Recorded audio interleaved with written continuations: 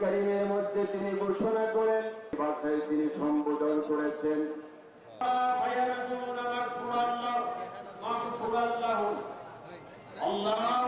ঈদের নামাজ যত দূরে পড়া যায় তাও আল্লাহ তাআলা নাকি কবুল করে, তার জন্য আমরা এত দূরে থেকে আসি এই জায়গায় সবার সাথে একসাথে নামাজ পড়ার জন্য এবং আনন্দ উপভোগ করার জন্য। এই 35 বছর পরে বাবা কখনো আসে নাই, এই বাবাকে নিয়ে আসা, এই উদ্দেশ্যে 35 বছর পরে আবার আসলাম।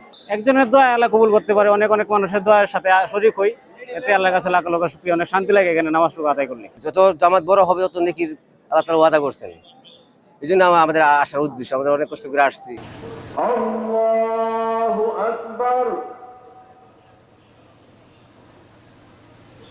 আল্লাহু আকবার, আল্লাহু আকবার,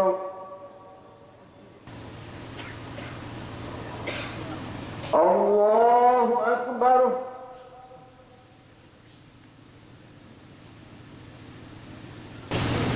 السلام عليكم ورحمة الله.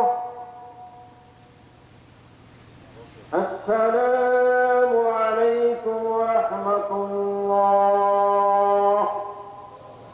সকল আম্বিয়া আলাইহিস সালামের পাক রূহে মুবারকে আবু খায়র মোহাম্মদ নুরুল্লাহ রাহমাতুল্লাহ আলাইহি এই মাঠে 1828 সাল থেকে নামাজের সম্মানিত মুসলিম চলে যাচ্ছে। আমরা আসার জন্য এবং যাওয়ার জন্য দুইটা আমরা কনসিডার করেছি। আমাদের সকল ব্যবস্থাপনা এভাবে আছে। আমরা বাংলাদেশ পুলিশ, কিশোরগঞ্জ জেলা পুলিশ, সাথে জেলা প্রশাসন, বিজিবি, র্যাব, সেনাবাহিনী এবং অন্যান্য সকল সংস্থা, আমরা সবাই মিলে কাজ করছি।